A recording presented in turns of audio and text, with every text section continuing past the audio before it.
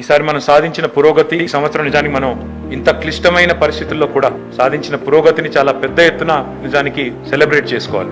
సంబరమైన ఒక వాతావరణంలో సెలబ్రేట్ చేసుకోవాలి. ముందు అనుకున్నాము ఇండస్ట్రీ దిగ్గజాల సమక్షంలో జాతీయ స్థాయిలో ఉండే పెద్దల్ని కూడా ఆహ్వానించి వారి సమక్షంలో ఈ రిపోర్టును విడుదల చేసి ముఖ్యంగా తెలంగాణలోని పారిశ్రామిక రంగం, తెలంగాణలోని ఐటీ రంగం, తెలంగాణలోని హ్యాండ్లూమ్స్ అండ్ టెక్స్టైల్స్, చేనేత మరియు జౌలి ఏ రకంగా ముందుకు పోతుందనేది ప్రకటిద్దాం అనుకున్నాం. కానీ కరోనా నేపథ్యంలో రెండవ దశ, రెండవ వేవ్ కూడా ఉన్నది కాబట్టి చాలా పరిమితంగానే చేద్దామన్న ఉద్దేశంతో ఈ లిమిటెడ్ ప్రోగ్రామ్ చేస్తా ఉన్నాం. కానీ ట్రాన్స్పరెంట్గా ఉండాలి గవర్నెన్స్ అంటే, ఏ రకమైన పురోగతి డిపార్ట్మెంట్లో జరుగుతూ ఉందని చెప్పాలన్న ఉద్దేశంతోనే ప్రతి సంవత్సరం తెలంగాణ ఫార్మేషన్ డే సందర్భంగా జూన్ 2 కొద్దిగా అటుగానో ఇటుగానో వార్షిక నివేదికల్ని విడుదల చేస్తూ వస్తూ ఉన్నాం.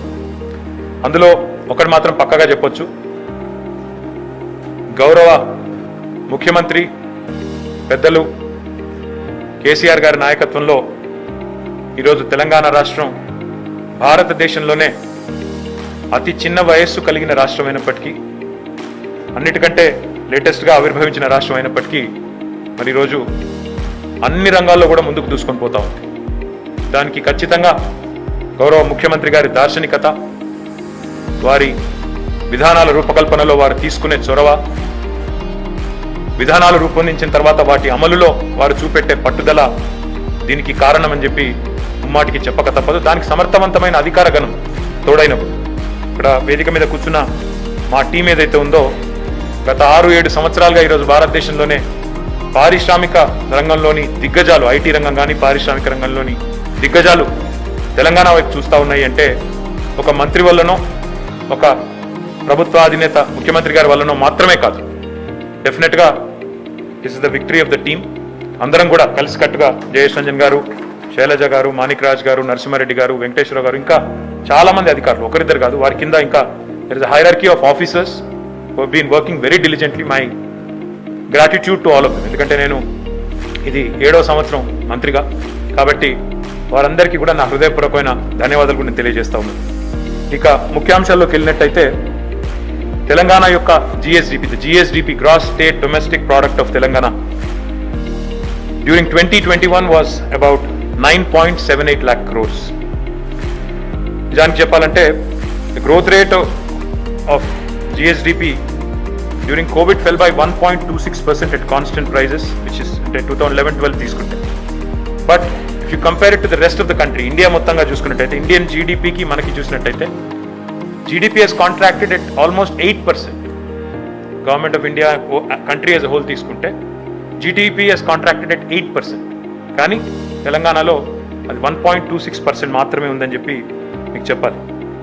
The resilience of Telangana economy was aided, of course, with the vision, with the commitment of Honorable Chief Minister to very important sectors such as agriculture and allied sectors. మొత్తం agriculture, వ్యవసాయం మరి వాటి అనుబంధ పరిశ్రమలు ఏవైతున్నాయో వాటి పట్ల ముఖ్యమంత్రి గారు తీసుకున్న చొరవ వల్ల తెలంగాణ యొక్క ఎకానమీ యొక్క పురోగతి మరి దాదాపుగా 20.9% గత సంవత్సర కాలంగా పెరిగి జాతీయ స్థాయిలో 3% ఎదుగుదల మాత్రమే ఉంటే అగ్రికల్చర్ అండ్ అలైడ్ సెక్టర్స్, తెలంగాణలో అది 20.9% ఉందనే మాట ఈ సందర్భంగా నేను మీకు తెలియజేస్తా ఉన్నాను.